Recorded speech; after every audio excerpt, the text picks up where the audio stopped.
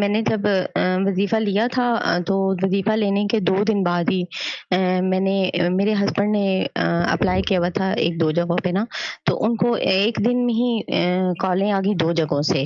تو وہ پھر ڈیسیژن لینا تو مشکل ہو رہا تھا، لیکن پھر ملائیشیا جانے کا ڈیسیژن لے لیا کہ وہاں کی کمپنی پیکیج اچھا دے رہی ہے تو وہاں ملیشیا جانا اچھا ہے، چاہیے۔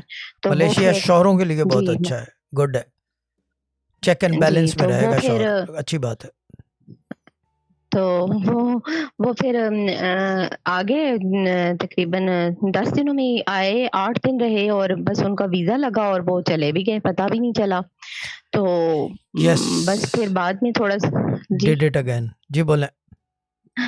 تو پھر تھوڑا سا بیچ میں ہسبینڈ ادھر جا کے پریشان ہو گئے تھے کہ کمپنی ایگریمنٹ نہیں کر رہی۔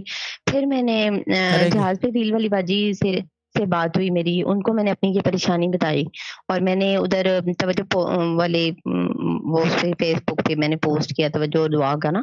تو پھر 2-3 دن بعد ہسبینڈ نے یہ بھی بتا دیا کہ ایگریمنٹ آ گیا ہے اس نے اور اللہ کا شکر ہے کہ ہو گیا مل کام، گیا۔ یعنی کہ ہو گیا، جی جہاز پہ ہو گیا ویل از ویری جی گڈ ان دیس تھنگ۔ اور میں